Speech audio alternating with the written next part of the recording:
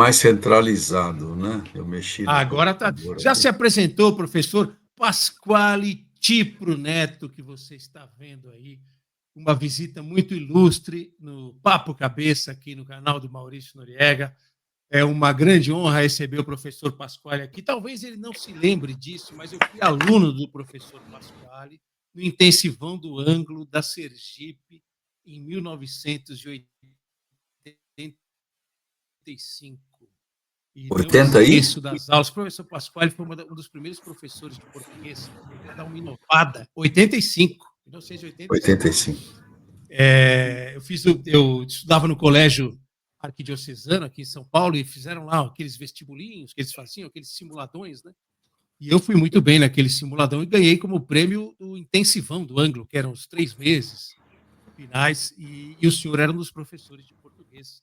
Me lembro muito bem disso e com muito carinho. Professor, muito obrigado por nos atender aqui e para que a gente possa bater um papo muito bom sobre essa inculta e bela nossa língua portuguesa.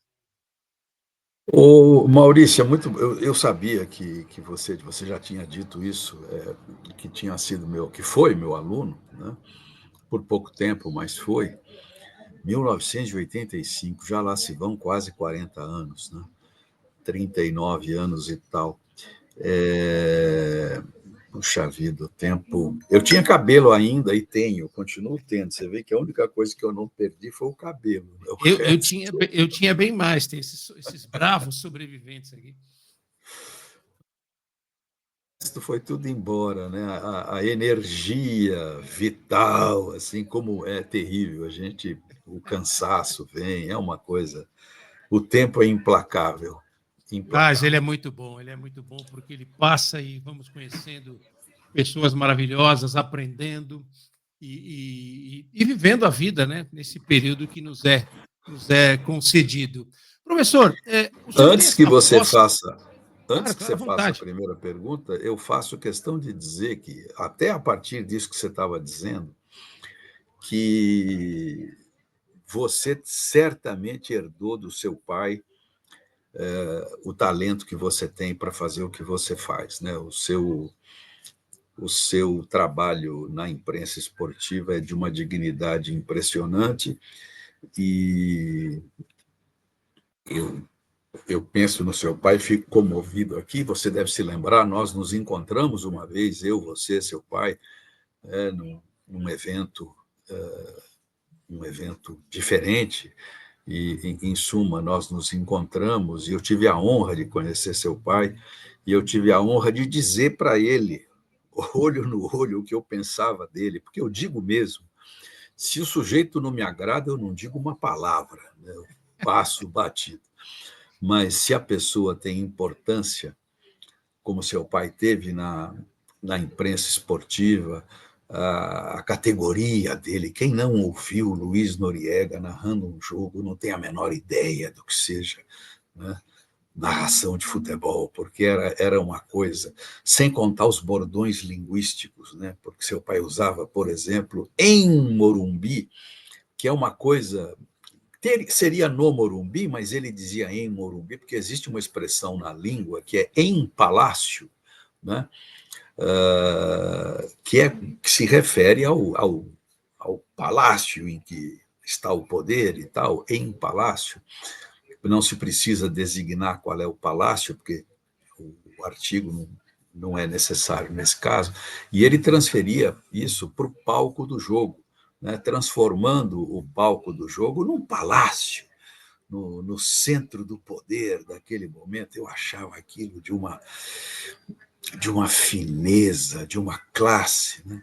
E ele dizia só o que era para ser dito, não tentava enganar o telespectador com coisas que a gente está vendo, não precisa, né? Não adianta dizer para a gente o que a gente está vendo e tentar convencer a gente de algo que não está acontecendo, que é muito importante. Então, o seu sobrenome. Outro dia o Milton me disse isso, Milton Leite. Diz que quando vocês começaram a trabalhar juntos, ele disse para você: você já me é muito familiar, porque e tal, e o resto eu não preciso dizer, porque é mais ou menos o que eu disse aqui. Então, viva a família Noriega.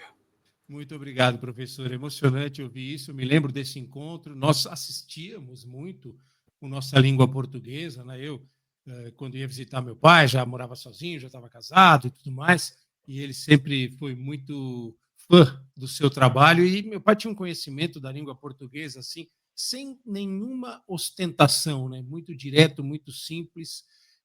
Tá aí o primeiro gol, um grande país se forja nos campos esportivos, né? É uma Esporte é maravilha, cultura. Era é muito uma gostoso. maravilha, uma maravilha, uma Saudade. categoria.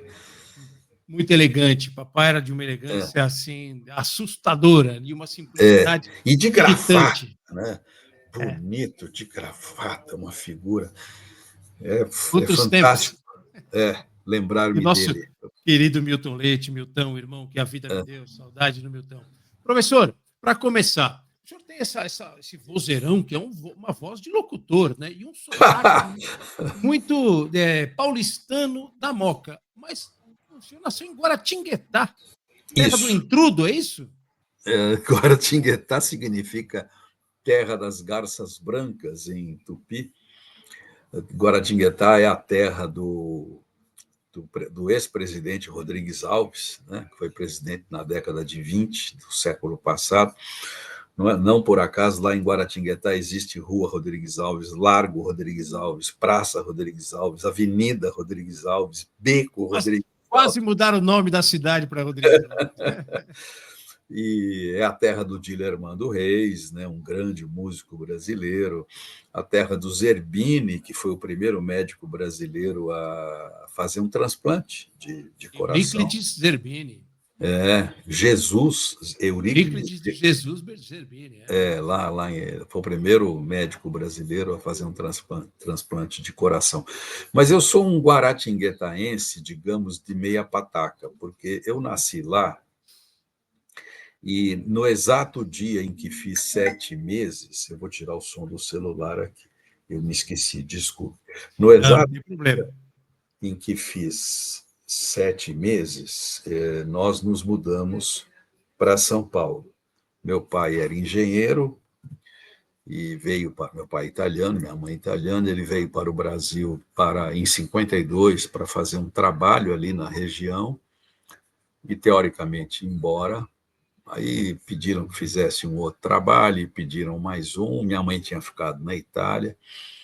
Aí ele escreveu, naquele tempo era assim, né? Imagine, mandava uma carta, a carta levava 3 semanas, ia de navio, aquele negócio todo. Venha, né? Aí até preparar tudo, não sei o que. A coisa demorava, né? Como hoje, né? Que você consegue falar com Deus e o mundo em qualquer lugar. E em 53, minha mãe veio para o Brasil e eu nasci em 55, a gente acabou ficando, mas logo em 56, em janeiro de 56, mudamos-nos para São Paulo. E aí o senhor se estabeleceu na Moca, ou não? Na Na Moca. Moca, na verdade, nas primeiras semanas, aquela história de procurar casa em São Paulo e tal, era muito comum isso na época, havia pensões específicas por nacionalidade, pensão de italianos, pensão de portugueses, pensão de espanhóis, e nós ficamos por 2 ou 3 semanas, enquanto meu pai e minha mãe procuravam uma casa, ficamos numa pensão chamada Venezia, e até a palavra pensão era em italiano, Pensione Venezia, né? Que ficava no centro de São Paulo, pertinho ali daquele pedaço da Brigadeiro Luiz Antônio, que pouca gente sabe que é Brigadeiro Luiz Antônio. Sai do Largo de São Francisco, Cristóvão Colombo é o nome da rua, Cristóvão Colombo tem uma quadra ou duas, aí vira Brigadeiro antes da subida, né? Ficava ali pertinho, e acho que não existe mais, deve ter sido derrubado esse prédio. E aí meu pai foi procurar casa, minha mãe e meu pai, e disseram para eles lá na pensão, olha, a Moca é um bairro de italianos, há muito italiano ali, não sei o quê, e dito e feito. Então, em 56, eu já morava na Moca, a poucos passos da Rua Javari, né? Isso é E maravilhoso. aí meu pai queria que eu fosse palmeirense, minha madrinha, que era minha vizinha, a gente conheceu ali, né? Uma família brasileira não, porque os pais, os avós dela eram espanhóis, mas a minha, a minha madrinha brasileira, São Paulina, não, você vai ser São Paulino. E eu dizia para ela, tá bom, vou ser São Paulino. Meu pai, você vai ser palmeirense. Tá, vou ser palmeirense, sou São Paulino, do jeito que vocês quiserem. Só que eu já fugia para a Rua Javari. Naquela época a gente jogava muito no sábado à tarde, às vezes domingo à tarde, e às vezes eu ia lá ver treino. E a primeira vez que eu fui a um jogo oficial na Javari foi em 64, eu tinha 9 anos, e fiquei apaixonado por aquilo. Mas, assim, uma paixão de ver. Quer ver? Espera um pouquinho só. Vai tranquilo.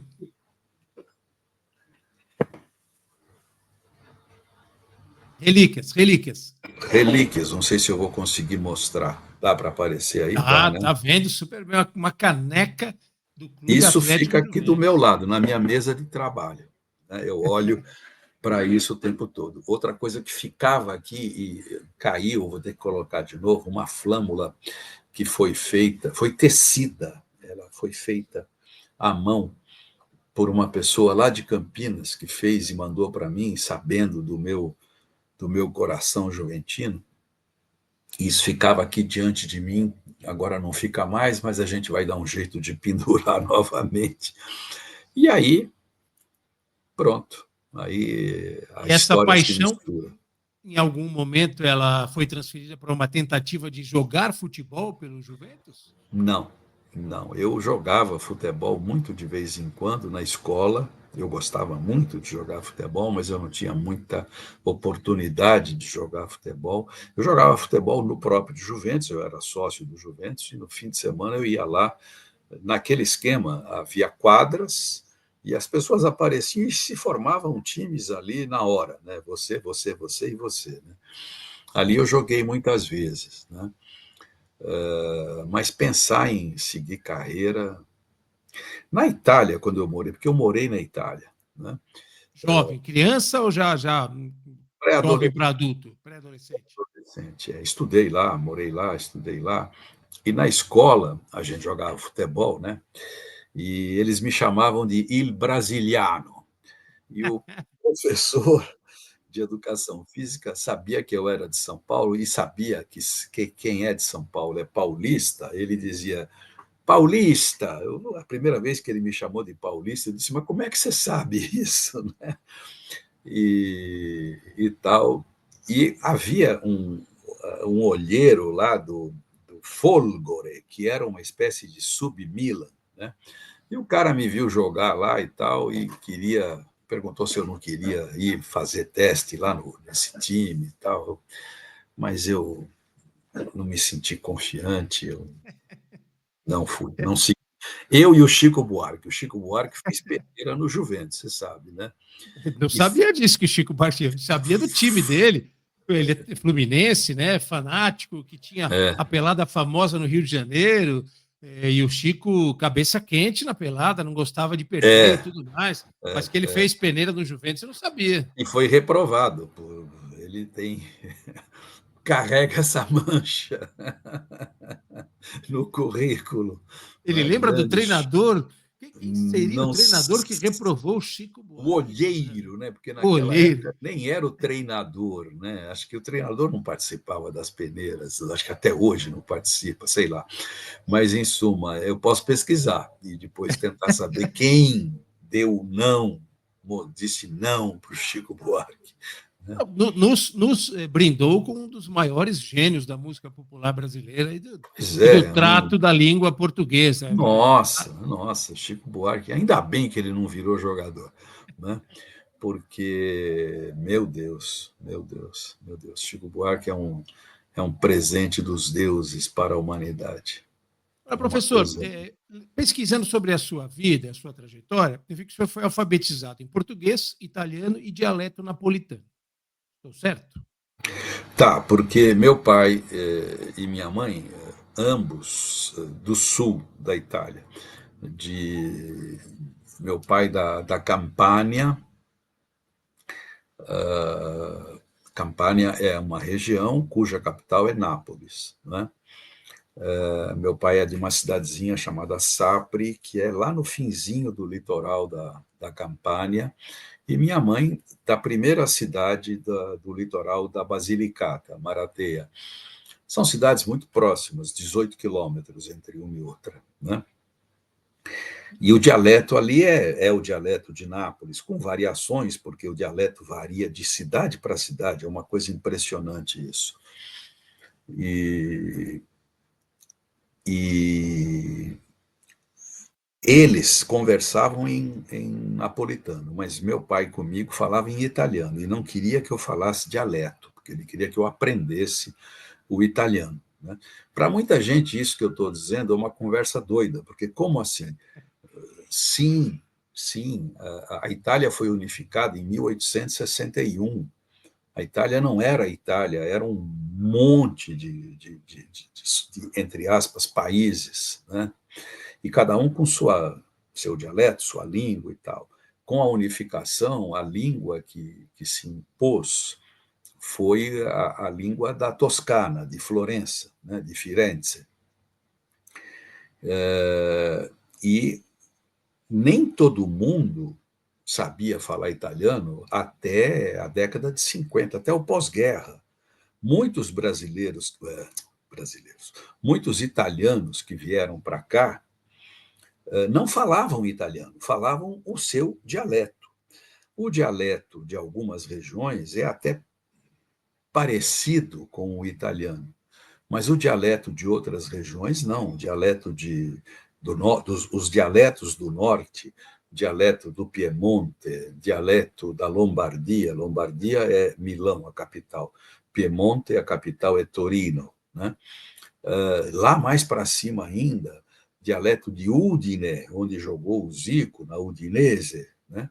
São dialetos incompreensíveis. Eu morei em Milão, estudei em Milão, e eu não sei falar dialeto milanês. É outra, parece alemão, é um troço totalmente diferente, né? Quando eu ouço, eu vou muito para lá, quando eu estou lá e ouço, em geral, são pessoas de muita idade, os jovens já nem falam mais. Meus sobrinhos que nasceram lá não falam dialeto milanês. Mas quando eu ouço dois velhotes confabulando em milanês, eu paro assim, não entendo porcaria nenhuma, nada. É outra língua completamente diferente. Então, em casa era assim, era italiano comigo, dialeto entre eles, mas eu ouvia, portanto, hoje, eu aprendi o dialeto de Nápoles, né? Eu, quando vou a Nápoles, ouço, porque lá em Nápoles ainda se usa muito o dialeto, diferentemente do que acontece no norte. A garotada que joga futebol na rua conversa em dialeto, e eu acho aquilo uma barbaridade, assim, maravilhoso. Eu paro e fico ouvindo aquilo e me lembrando da minha infância, eu entendo quase tudo que eles dizem ali, é uma maravilha. É isso. E a paixão pela língua portuguesa? Há algum fator, uma música, um livro, um professor que tenha despertado essa paixão pela língua portuguesa que acaba sendo a sua profissão? Eu aprendi a ler muito cedo. Eu antes dos 5 anos, já lia. Eu tive, sabe Deus por quê, essa facilidade, não sei como chamar isso. Meu pai era um sujeito muito ligado, embora fosse engenheiro, ele era muito ligado à arte, muito ligado ao texto, né? E ele me fez ler muita coisa em italiano, né? E foi me ensinando matemática. Eu aprendi rapidamente fazer contas e tal, não sei o quê. E foi meu pai escrevia bem em português, porque veja só como o Brasil estava no nosso destino. A mãe dele morou no Brasil dos 17 aos 26 anos, né? Morou em Juiz de Fora, né? E falava português, né? Cantava em português, cantava canções brasileiras. Então, a minha avó deu algumas noções de português ao meu pai, né? Então, meu pai me ajudou nisso, nessa coisa do contato com a língua, não só o italiano, o português também. E eu aprendi a ler e eu tinha uma inquietação muito grande. Eu queria saber, conversava muito com meu pai sobre tudo, sobre história, sobre literatura, essa coisa toda. E depois eu tive a sorte na escola de ter, sobretudo no que a gente chamava de ginásio, eu faço uma confusão. Ginásio hoje é da quinta à oitava, né? Acho que é É. isso. Eu tive Na minha época era colegial, primeiro, segundo. depois colegial. Na minha também já era colegial, né? Ginásio, primário, ginásio e colégio, era assim que se chamavam os graus, né? Eu tive uma professora de português muito boa, a professora Zaldi, que já está no céu. Tive antes o professor Toledo, muito bom. E eu tive um professor de filosofia fundamental, isso no ginásio e no colégio, o professor João Paixão Neto, que discutia com a gente o texto sob todos os aspectos, né? João, a gente o chamava Paixão, é que depois eu me tornei amigo dele, escrevi o prefácio de um livro dele, Paixão também está no céu, né? E foi um professor, eu diria que foi o professor mais importante que eu tive, professor João Paixão Neto. E depois isso se transformou na sua profissão. O senhor é um Sim, professor muito. sim, Isso foi desde jovem já, eu quero ser, vou fazer. sim. Não sei se o senhor chegou a fazer magistério, era a formação, já tinha essa escolha, tudo, ou depois de terminar o colegial foi para outro caminho?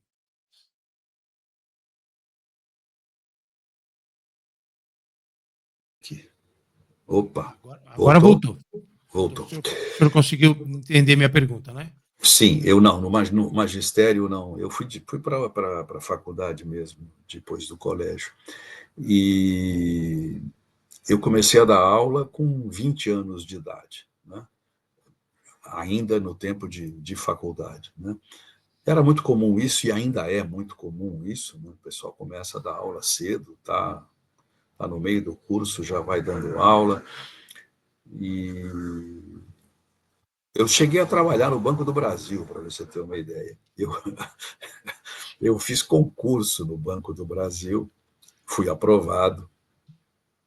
Era muito comum E, naquela época também como carreira, né? Como destino de carreira.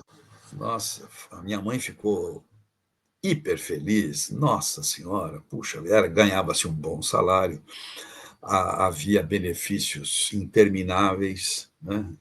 Era uma grande carreira, mas eu não queria saber daquilo. Eu nem sei por que eu fiz concurso. Acho que porque minha mãe me falou, sei lá, qualquer coisa assim. E com um ano de banco eu deixei, né, o trabalho no Banco do Brasil, já estava dando aula, eu fazia uma ginástica impressionante para conseguir dar aula, trabalhar no Banco do Brasil, e, e fazer faculdade, né? Quer dizer, era uma ginástica do cão. Aí eu simplesmente larguei o Banco do Brasil, minha mãe queria me internar, ela disse que eu estava ficando louco, onde você está com a cabeça e tal. Mas eu não me arrependo, nem um pouco. E nós somos muito gratos a essa decisão, né? Essa carreira que o senhor construiu, né? E levando uma abordagem que eu diria um pouco mais contemporânea do ensino da língua portuguesa, né? A oportunidade de trabalhar na televisão, nossa língua portuguesa, os programas da TV Cultura, né? Não era muito comum naquela época. Se estudava muitos clássicos, né? E eu, até onde eu sei, dentro da minha pesquisa, o senhor foi um dos pioneiros ao levar textos do cotidiano, textos de jornal e da música, principalmente, para a sala de aula, para trazer a língua do dia a dia, né, para a sala de aula. Eu posso dizer sem falsa modéstia aqui que se não fui o pioneiro, fui, sei lá, um dos, e os vestibulares nos deram razão, né? Porque antigamente as provas de português eram todas baseadas em textos clássicos. Nada contra os textos clássicos, muito pelo contrário, é fundamental conhecer os clássicos, é fundamental, simplesmente fundamental, mas não se pode fechar a porta do que está vivo, né?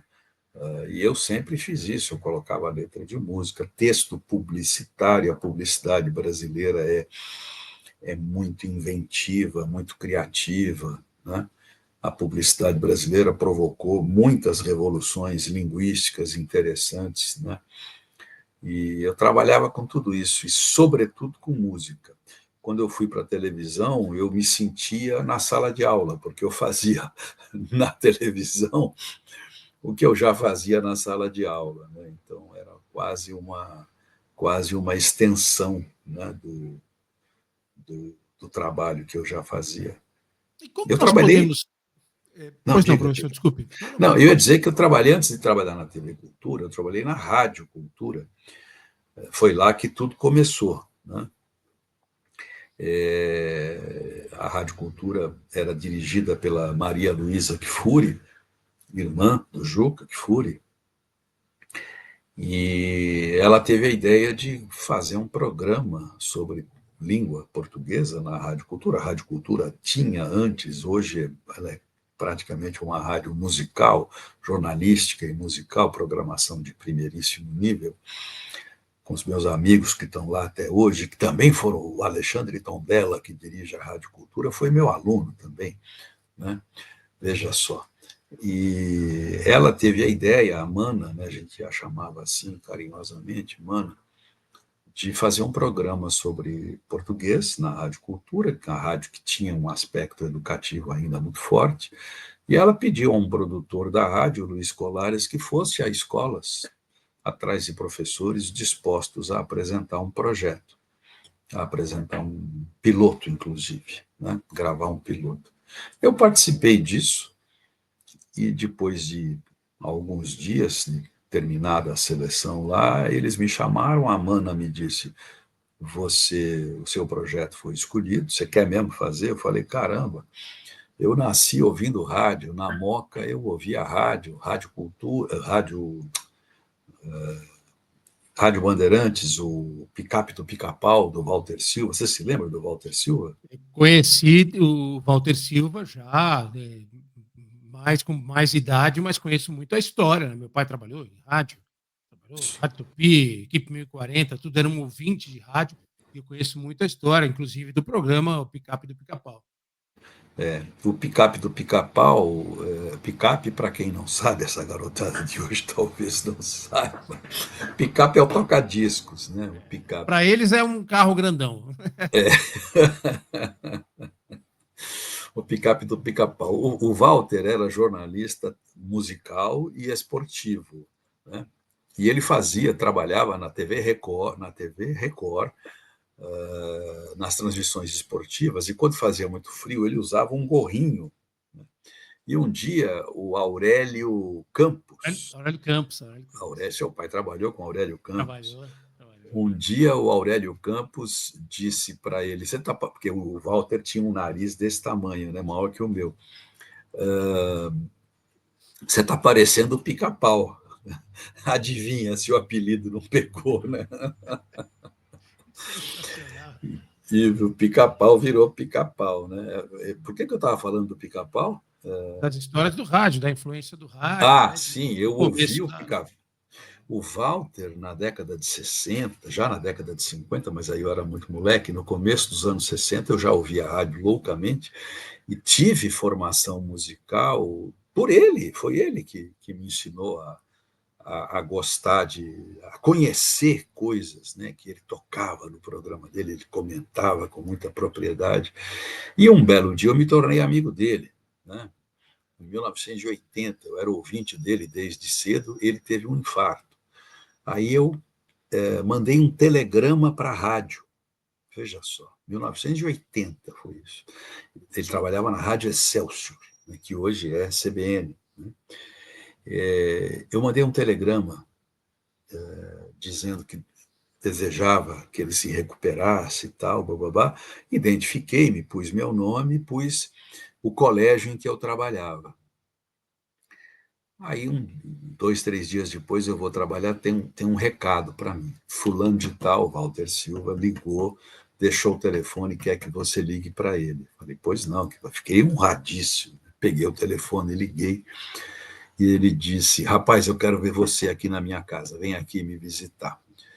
E eu fui visitá-lo e dali para frente nós nos tornamos amicíssimos, de frequentar a mesma casa e tal, de ter acesso àquelas relíquias. O escritório dele, pra você ter uma ideia, tinha tudo e mais um pouco. Ele tinha a primeira gravação de Chega de Saudade, não a gravação comercial, a primeira vez que a música foi exibida numa boate lá do Rio de Janeiro, o João Gilberto cantando, e ele estava lá, ele gravou, ele tinha aquilo num gravador de rolo. Depois ele vendeu tudo isso para o Instituto Moreira Salles, está tudo lá, né?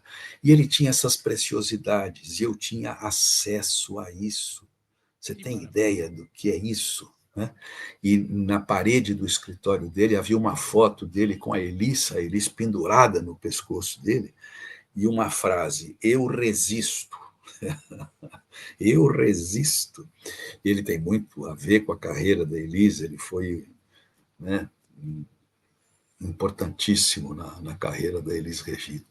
Então, eu tinha essa formação. Então, quando a Mana me disse, quer fazer? Eu disse, está louco, pô. O rádio e eu somos amalgamados, né? E aí comecei a fazer rádio, na Rádio Cultura, em 92. E logo depois veio a televisão.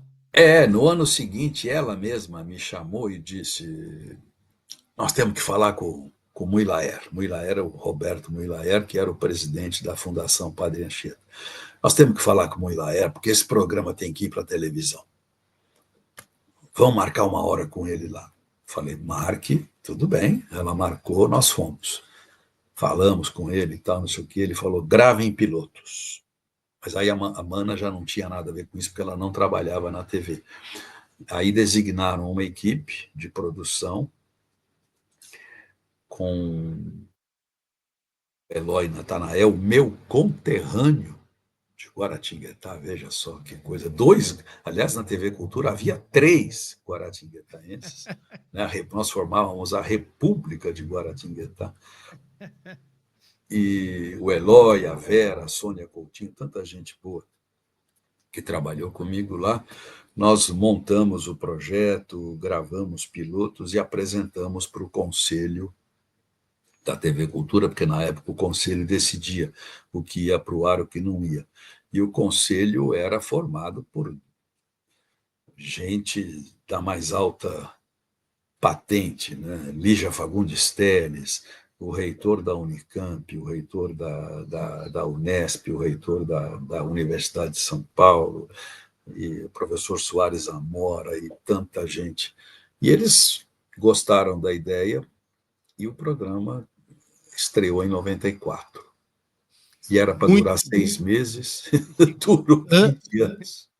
É um sucesso, faz parte da história da TV brasileira. Agora, professor, a gente está falando da última flor do lácio, né? Podemos resumir assim. Que participação, como é que é a comunicação esportiva, a mídia esportiva? O português do jornalismo esportivo, que nível de português é este nível do jornalismo esportivo brasileiro? É escrito, falado? Deixe-me só dizer uma coisinha. Você falou aí a última flor do lácio, pode ser que alguém não saiba. Olavo Bilac, poeta parnasiano brasileiro, escreveu um poema no início do século passado, chamado Língua Portuguesa. E o poema começa justamente assim: última flor do lácio, inculta e bela, és a um tempo esplendor e sepultura, ouro nativo que na ganga impura, a bruta mina entre cascalhos vela, amo-te assim, tuba de alto clangor, lira singela que tens o tron e o silvo da procela e o arrolo da saudade, da ternura, e por aí vai. É um poema bonito à beça, poema parnasiano, cheio de palavras difíceis, de contornos e rebarbas e tal, mas é um poema bonito. Lácio, a última flor do Lácio, Lácio em português, Lazio em italiano, Latium em latim. A região onde fica Roma, a capital do Lácio é Roma. Né? Roma é a capital do Lácio e é a capital da Itália. Né? Por isso que o time se chama Lazio. Lazio, Quem né? gosta de futebol, Lazio. Que era o time do fascista lá, do porcaria Benito. lá, do Benito Maldito. Não é à toa que Benito rima com maldito. Né? Ele torcia para Lazio. E há uma lenda, né? Não sei se é verdade ou não, mas parece que é verdade, que um dia a Lazio foi jogar na ex-Iugoslávia, que fazia fronteira com a Itália, né? E eles tomaram uma goleada de 5-1 de um time lá. Aliás, a Iugoslávia jogava bola para chuchu, viu? Impressionante, Nossa, a escola do Danúbio. nossa, como jogava bola aquilo, que toque de bola, que beleza, que maravilha.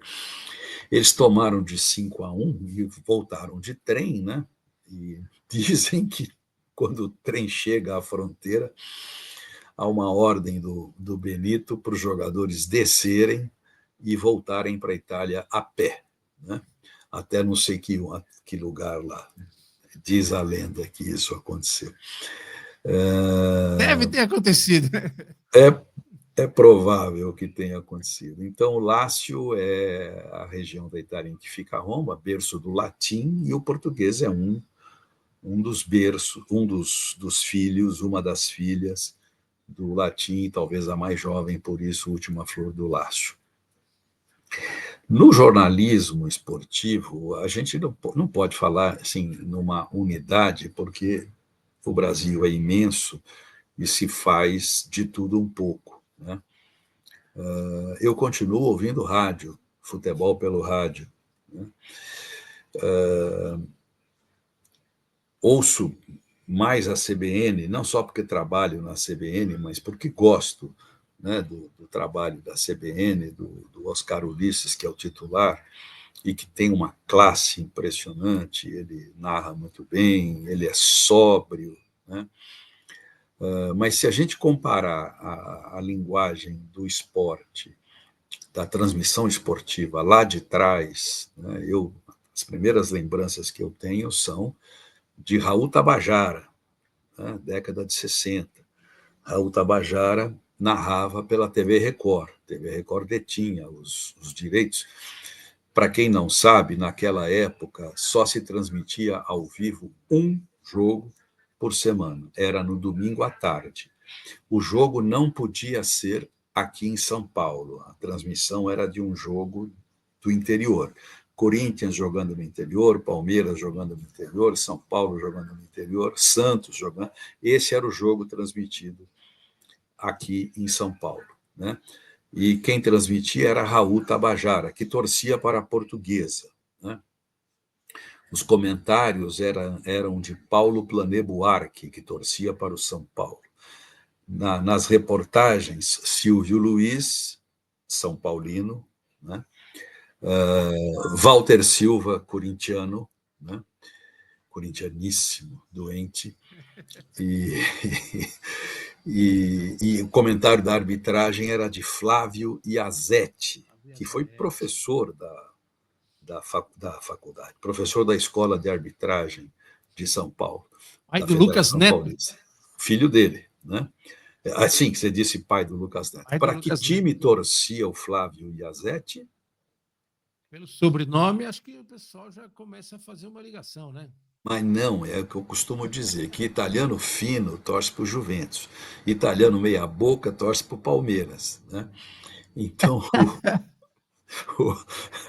o Iazetti era juventino, porque na transmissão da Record, para vocês terem uma ideia, aparecia tudo, né? O expediente, então, narração, fulano, e ao lado do nome de fulano, o distintivo do clube para o qual ele torcia.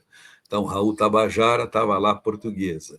Paulo Plané Buarque estava lá o São Paulo, Silvio Luiz estava lá o São Paulo, Flávio Iazetti estava lá o Juventus, o Jota do meu time aparecia lá, né? E ele comentava a arbitragem, né? Essa narração do Tabajara era como a narração do seu pai, né? A narração do Walter Abrão, a narração do Mário Moraes, né? Na TV Tupi, eram narrações sóbrias, eles falavam muito pouco, né? E uma linguagem contida, uma linguagem cuidada, né? Uma linguagem que não se atrevia a gírias, por exemplo, e tal. O rádio tinha mais ou menos o mesmo padrão. Fiore Gilhote, que foi um monumento da narração esportiva, tinha uma linguagem poética, né? Uma narração do. Eu tive o prazer de levar, eu fiz questão de levar o Fiore à nossa língua portuguesa para falar disso, falar da linguagem dele. Apito árbitro, abrem-se as cortinas e. Olha, isso é um texto de uma metafórico lindíssimo.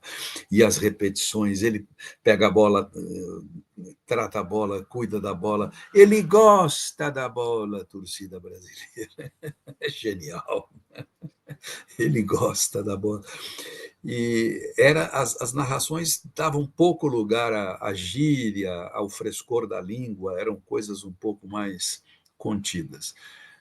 Já nos anos 80, quando aparece o Osmar Santos, o Osmar dá uma guinada nisso e se aproxima muito da linguagem popular, sem perder a categoria, sem perder o viço, sem perder o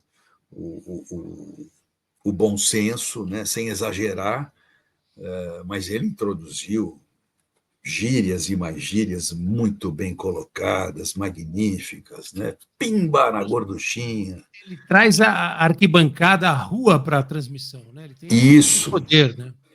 Isso. Eu faço aqui uma observação, professor, e o senhor falou sobre isso há alguns minutos. O Brasil é um país gigantesco, com características regionais muito marcantes, né? Para falar do Rio, por exemplo, você tinha lá da época do Ari Barroso com a gaitinha do Ari Barroso. Ari Barroso, para quem não sabe, foi locutor esportivo. Ari Barroso que não gritava o gol do time, não narrava o gol do time adversário. Né? Só do Flamengo, era só do Flamengo. Do Flamengo. Aí você vai para Jorge Cury, a narração do Rio, ela refletia Valdir Amaral. O espírito do Rio, né? Como de São Paulo, como no Sul era diferente, com grandes narradores que nós tivemos no Sul, né? Milton Ferretti Young, pai do Milton Young, aqueles vozeirões todos, né? E os termos, né? Chamar gol de goleira, banco de reserva de casa-mata, só para pontuar essas diferenças regionais. E gol de golo, muitas vezes. Pela região fronteiriça, né? Aquela coisa de alguns maneirismos. Só para a gente pontuar isso aí, porque nós dois somos de São Paulo, estamos mais acostumados a comunicação esportiva que se faz aqui em São Paulo. Se bem que hoje tem um caráter muito mais nacional, né? Na televisão, sobretudo, né? O rádio ainda eu vejo isso de vez em quando, eu quero ouvir um jogo que está acontecendo no Rio e que não tem time de São Paulo envolvido, eu entro na internet e ouço uma transmissão do Rio. É diferente. Sim. É diferente, totalmente diferente do espírito da transmissão aqui de São Paulo, né? Mas, no geral, eu acho que o pessoal consegue usar esse instrumento poderoso que é a língua, usar adequadamente. A gente hoje fala muito nisso, em adequação, né? Não há o certo, não há o errado, há o adequado, né? Não se fala com uma pessoa conhecida como se fala com uma pessoa desconhecida. Não se fala com uma pessoa de idade como se fala com um jovem, com uma criança. A linguagem tem adequação, né? E a linguagem esportiva tem essa adequação. Muita gente não sabe o limite. Eu acho que eu não vou citar nomes aqui de jeito nenhum, mas há muita gente que extrapola o nível né? Fica meio caricato, fica meio esquisito, fica sem graça, fica, às vezes, até... Deselegante, eu diria. Às vezes fica deselegante e tal. Mas muita gente sabe muito bem usar esse recurso. E essas coisas da comunicação esportiva, muitas vezes elas vão passando também para o dia a dia das pessoas. Há termos, né, que viram termos do cotidiano, das conversas em casa, da Mandou fulano publicidade. para escanteio, escanteou fulano. Exatamente. Tem gente que não sabe o que é um escanteio no futebol, mas sabe o que significa fulano foi escanteado. A menina ou o menino mandou a menina ou o menino para escanteio, né? Em términos de relacionamento, do que no Rio de Janeiro, até hoje, muita gente chama de corner. Corner. Corner, que essa coisa, os anglicismos estiveram muito presentes, né? Nossa Senhora, houve um tempo futebol em que eles eram dominantes, né? O zagueiro era alfo, né? O alfo direito. O center half. O back, né? Até hoje a palavra back é usadíssima, e back vem do inglês, B-A-C-K, que quer dizer atrás, né? O back é o cara que joga atrás, né? De vez em quando alguém tenta ressuscitar o stopper, que já foi. É o líbero, né? Hoje é o camarada que fica ali, é o primeiro volante e tal, né? O senhor me deu uma boa dica, professor, para não perder. Qual? Não posso esquecer disso. Que isso eu queria perguntar para o senhor, porque dói nos meus ouvidos, com todo respeito aos colegas que usam. Quando o cara faz 3 gols na partida e a galera solta um hat-trick. É forçar a barra. Não dá. Não dá, porque ninguém diz isso, não pega. Não pega, é forçar a barra, entendeu? É forçar a barra, é tentar enfiar a goela abaixo uma coisa que não pega. O estrangeirismo é bem-vindo e faz parte do universo das línguas quando preenche melhor do que algo da própria língua, né? Ou até algo que não existe. Um termo chega para ocupar um espaço vazio para denominar algo que... Né? Agora, quando é forçado, quando quer enfiar a goela abaixo, aí fica uma coisa extremamente caricata. Eu me incomodo muito com hat-trick, com box-to-box. Eles falam uma coisa, né? Tem essa influência hoje do sucesso do campeonato inglês, da Premier League, e outros termos que eu trouxe aqui, que eu separei, e pedi a colaboração de vários colegas jornalistas, que nós temos hoje o uso disso, né? Muitos atribuem ao Tite, ao Adenor Leonardo Bach, essa coisa, né, de performar, o extremo desequilibrante, né? Essas coisas. Outra coisa que hoje está muito na moda é jogar por dentro. Antigamente se jogava pelo meio e pelas pontas. Hoje parece que é regra se jogar por dentro. E o pior de todos para mim, este jogador precisa de minutagem. Quando eu escuto minutagem... Minutagem me dá nos nervos. Porque, assim, a gente não usava esse termo, né? Aí alguém usa, parece assim, o ovo de Colombo, a grande novidade. Meu Deus do céu, o que era de nós sem minutagem? Então, fulano está acumulando minutagem, né? Eu sei que os caras contam os minutos, mas pelo amor de Deus, né? Tem umas coisas que estão... e às vezes, e são colegas queridos que eu admiro como profissionais, muito bem preparados, mas às vezes eu estou vendo uma partida aqui e estou dando minha cara a tapa, porque eu sou comentarista, trabalho na Rádio Transamérica, estou trabalhando na TV Record, vou transmitir os jogos do Paulistão, do Brasileirão, e alguém vai falar de alguma coisa que eu falo. Mas eu fico assim, eu estou vendo um jogo de futebol ou Guerra nas Estrelas? Porque atacar o espaço. Toda hora alguém ataca o espaço. Né? Isso não perde um pouco do charme que existia da comunicação popular, da transmissão do jogo de futebol?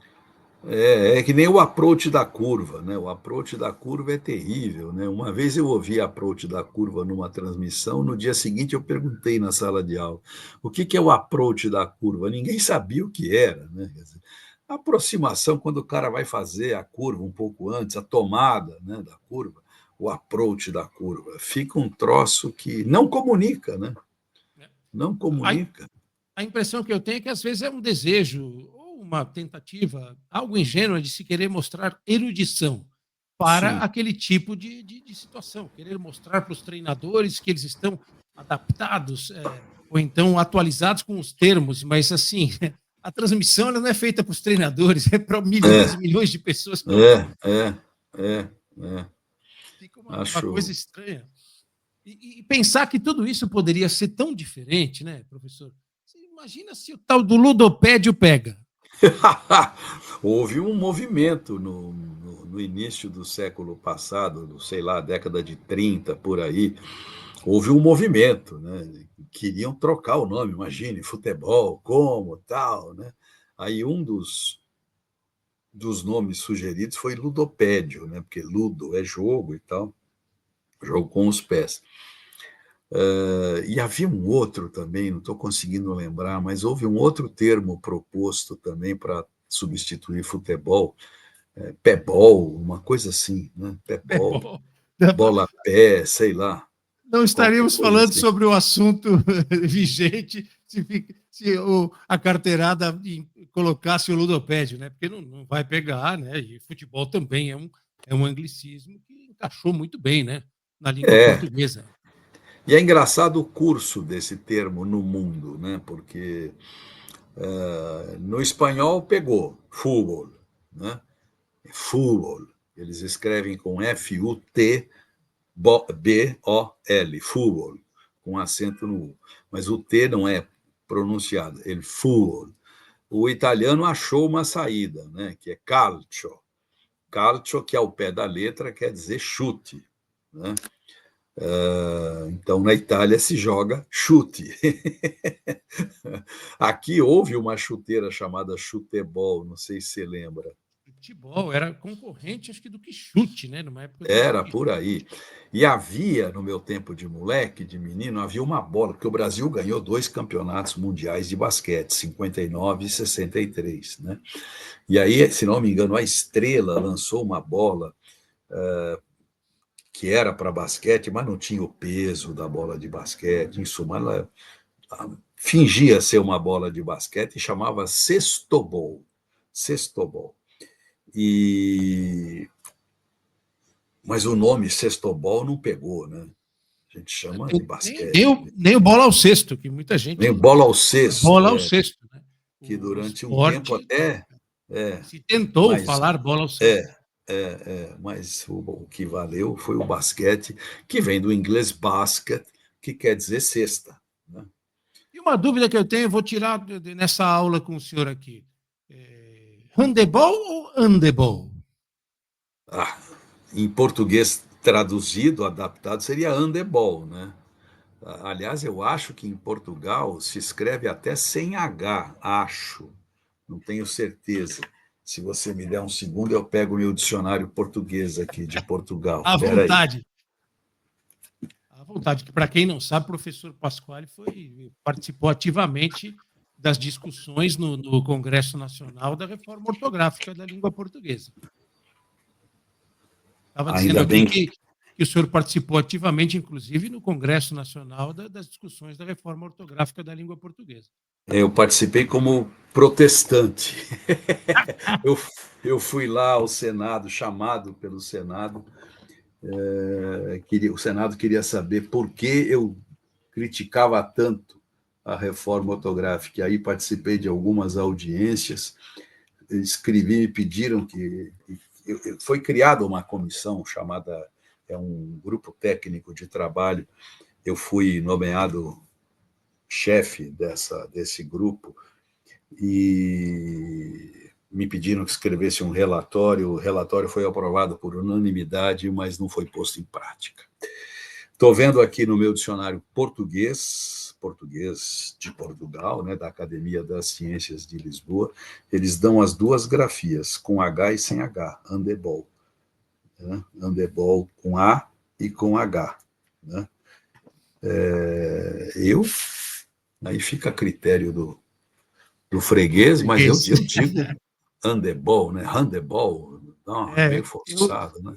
eu ouvi as duas expressões. E eu tenho mais uma lista aqui de colegas que contribuíram, professor, aqui. Uma que eu achei maravilhosa. A zona estéril do campo. O que seria a zona estéril do campo? A zona estéril do campo é a zona onde não se cria nada, mas pode se criar em qualquer lugar do campo, né? Pô, Tem coisas assim. eu tenho na cabeça um lance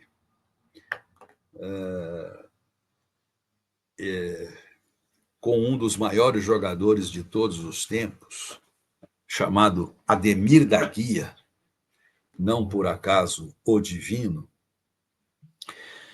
Palmeiras e Juventus no Pacaembu. E lá estava eu vendo o jogo. E eu costumava ficar com amigos, incrível isso. Nós éramos poucos, mas nós nos achávamos em todos os jogos. Nós tínhamos Os um ponto. juventinos se encontravam. Sim, um ponto de encontro, né? E nós costumávamos ver o jogo sempre no lado para o qual o Juventus atacava, né? E às vezes até a gente descia um pouco lá no Pacaembu e ia ver o jogo no alambrado, voltava, descia, subia e tal. Nesse momento eu estava no alambrado, né? Juventus no ataque. Bola na ponta direita do Juventus, né? Perto da bandeira de escanteio, né? Há lá 3 ou 4 juventinos ali tentando tocar a bola, não sei o quê. Aí eu vejo lá de longe Ademir da Guia. Ademir da Guia vem vindo. Vem. Diziam que ele era lento. Quem dizia que ele era lento não entende patavina de futebol. Patavina de futebol. Você conhece o poema do João Cabral de Melo Neto, chamado Ademir da Guia? Eu não me lembro dele, mas eu já li o poema, inclusive para fazer uma reportagem uma vez. Ademir impõe com seu jogo o ritmo e o peso. É uma coisa de louco. João Cabral de Melo Neto define ali, descreve o jogo do Ademir. Lá vem o Ademir. E os caras lá, maltratando a bola. Chega Ademir, chega sua santidade, sabe? Chega sem tocar em ninguém, sem nada, pega a bola, toma a bola dos camaradas, né? Vira-se para o lado do ataque do time dele e sai. Como dizia Plínio Marcos, o craque não olha para a bola. Plínio Marcos, para quem não sabe, foi um grande dramaturgo brasileiro, escritor genial, autor de peças monumentais, peças atualíssimas, peças que poderiam ser escritas amanhã. Plínio Marcos dizia que o craque não olha para a bola, ele tem um barbantinho mágico que prende a bola à chuteira. E assim era o Divino. O Divino sai com a bola no pé sem olhar para a bola. Ele sai assim olhando lá longe, depois de ter tirado o doce da boca das crianças juventinas, ele dá um tapa na bola. A bola viaja o campo inteiro.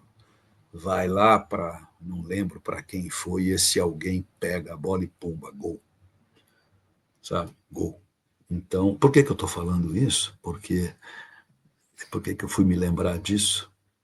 Não lembro. A gente foi falar. Das expressões, da forma como se transmite hoje o futebol, né? Dos termos, da elegância dos jogadores, de como a gente está, de como se comunica hoje no jornalismo esportivo, né? E o senhor trouxe essa linda história do dia que o senhor foi ver um Juventus e Palmeiras no Pacaembu. Fui ver vários, perdi quase todos, porque a gente ganhava. Naquela época era covardia, né? A gente ganhava do Corinthians sempre, ganhava de vez em quando do Santos, né? De vez em quando do São Paulo e de vez em nunca do Palmeiras. A gente ficou 10 anos sem ganhar do Palmeiras, de 69 a 79. 69 na Rua Javari, 1-0 para nós. Eu estava lá, eu vi esse jogo. Ademir da Guia estava em campo. Nós ganhamos de 1-0 do Juventus. E depois eu vi inúmeros jogos, Palmeiras e Juventus, perdemos vários. Fomos roubados escandalosamente no Parque Antártica, 72 ou 73, acho que foi 73, nós tínhamos um belíssimo time, e nós enfrentamos o Palmeiras de igual para igual, e aí o Faville Neto inventou um pênalti para o Palmeiras, estava 1-1 o jogo, e saiu um quebra-pau, né? Mas, em suma, eu vi vários jogos, até ver esse de novo da Vitória, né? Que foi em 79. Ademir já não jogava, Ademir parou em 77. Eu Esse de lembro, 70. acabei de lembrar de um outro termo, a gente estava falando dos termos, né, que estão surgindo aí nessa nova forma de comentar o futebol. Alguns colegas meus usam isso porque é uma situação muito comum quando o time fica impedido de fazer transferências de jogadores.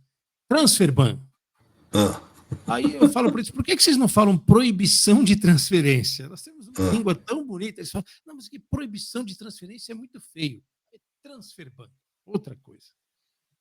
Que pouca gente sabe o que é. Tenho certeza absoluta de que você falar isso, você perguntar na Então, rua. é isso que eu acho que é a missão nossa, né, do comunicador. Você está falando para um espectro muito grande de pessoas, né? Para a pessoa que entende de futebol, que pode achar legal você usar esse passe entre linhas, o jogo de transição, o jogo apoiado, o jogo posicional, e outra pessoa que não quer nada disso, ela quer saber É. quem está jogando bem, quem está jogando mal, quem é o craque, quem é o perna de pau, o juiz está pitando bem, está pitando mal, né?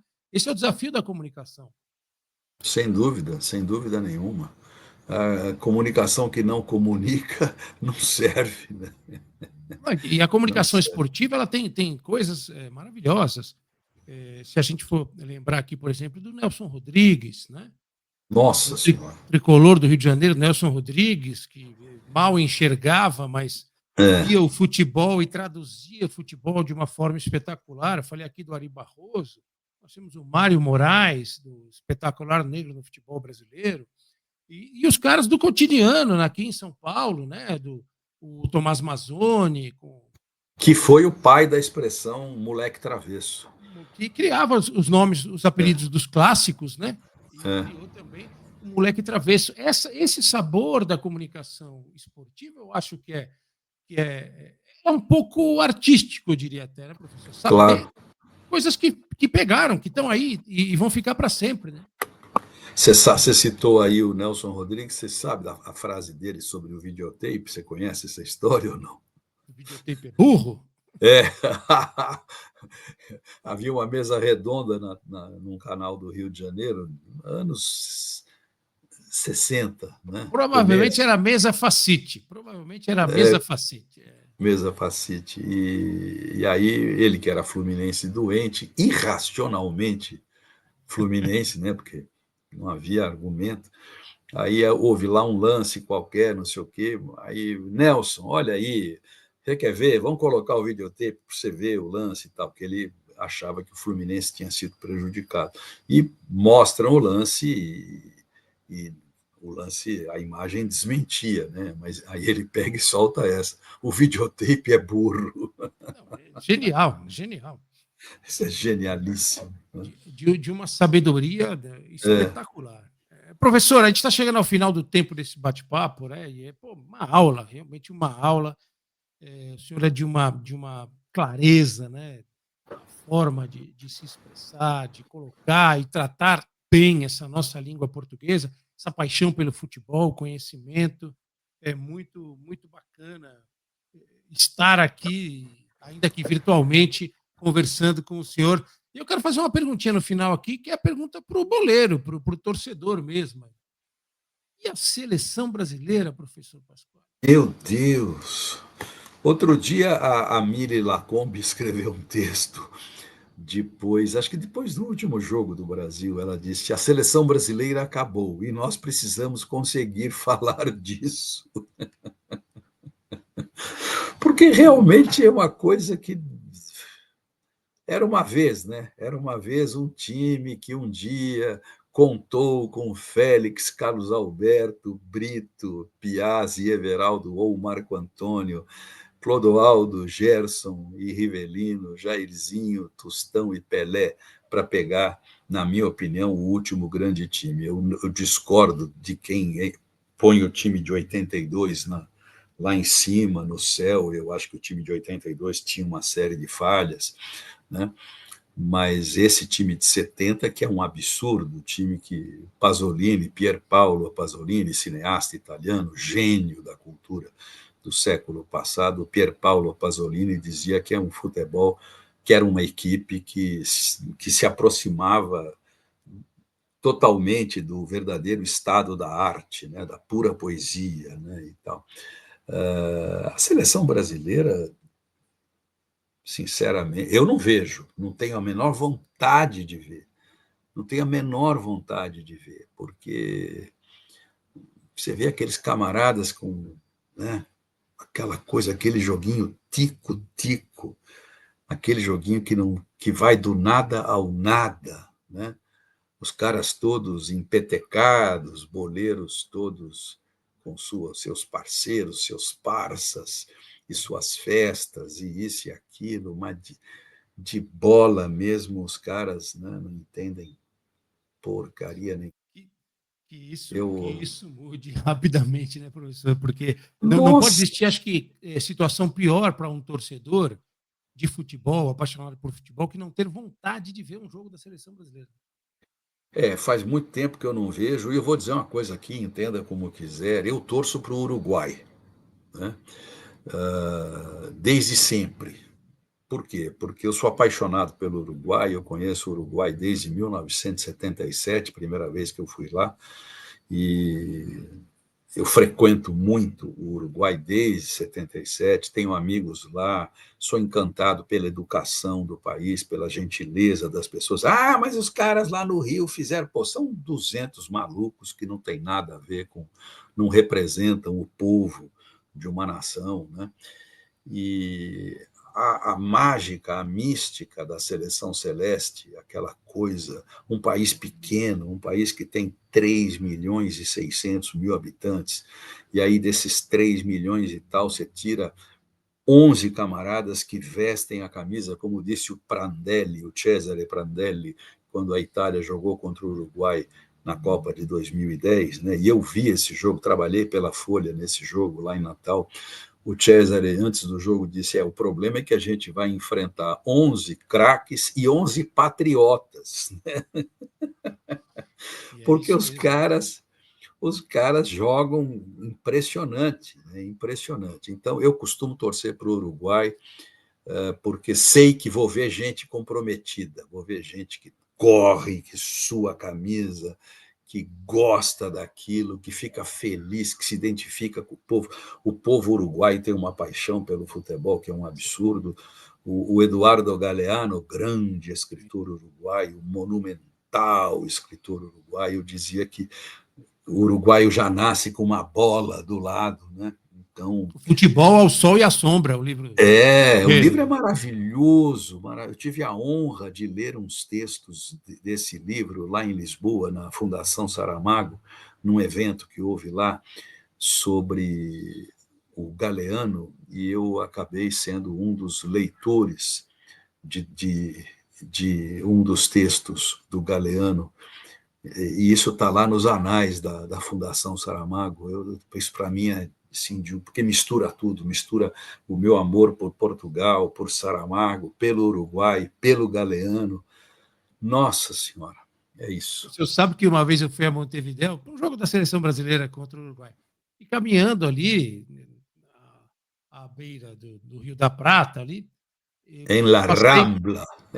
passei por um senhor que estava vestindo uma camisa que eu achei espetacular. Azul celeste, obviamente, a camisa, um desenhozinho da bandeira do Uruguai, assim, o país com mais glórias per capita do mundo. Essa é genial.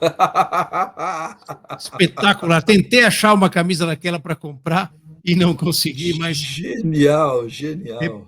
representa muito bem o que é o Uruguai. Professor Pasquale, muito, muito obrigado mesmo por esse tempo aqui. Foi um papo agradável. Realizei aqui um desejo antigo de poder falar um pouco da sua história. Eu sou um ouvinte, sempre que estou indo para a Transamérica, estou sintonizado ali, ouvindo o seu quadro, o seu programa na CBN, aprendendo muito. E foi E é muito verdade, legal. viu? Porque ele se manifesta e tal, Manda um WhatsApp pro não é professor. lorota, não. Eu lembro de um episódio que o senhor falou que o O Gaiato perguntou do Monolito. Lembra do Monolito? Eu falei que eu tinha um lembro. amigo que o apelido era Monolito. Acredite se quiser. Mas foi muito bom, professor. Muito, muito obrigado. Agradeço a quem esteve aqui com a gente também. Faça a sua inscrição, deixe o seu like aqui, clique o sininho. Professor, muito, muito obrigado de coração. Foi um grande prazer. Eu tirei os óculos, vou colocar de novo, porque acho que eu estou vendo seu pai aí numa foto, né? Atrás de Aqui, você. tem uma fotinha aqui, isso? ó. Aqui, ó. Bem atrás de mim. Aqui. Você vai ver do outro Não, lado. é do outro lado. Do outro lado aqui. Ele está aqui, ó. Isso, exatamente. Gravata. Eu vou pegar uma para o senhor que o senhor vai gostar, vai ficar emocionado, tenho certeza. É um pouquinho que eu já vou. É um segundo. Isso é maravilhoso, quando a gente fica... O rádio ao vivo, que não é rádio, mas faz de conta que é. Aqui com o fone, para poder ouvi-lo, o senhor vai ver. Essa aqui é uma relíquia, ó. Olha aqui. Pá, olha só. Primórdios Jovem. da Cultura, jovem, entrevistando o Wilsinho Fittipaldi. Wilsinho Fittipaldi, olha só. Estúdio Que aqui maravilha. da TV Cultura, bem no começo da TV Cultura. Ele foi para a TV Cultura em 69, na TV Cultura, que pouca gente sabe, a TV Cultura era da TV Tupi, né? A Fundação Padre Anchieta adquiriu a TV Cultura e o Orlando Duarte e meu pai foram contratados para cuidar e criar o departamento de esportes da TV Cultura. Uma maravilha. Muito obrigado, querido Maurício. Eu agradeço, professor. Foi um prazer. Prazer e obrigado à companhia de todos nesse papo aqui maravilhoso com o professor Pasquale Cipro Neto. Grazie mille. Grazie mille. Ciao. Tchau.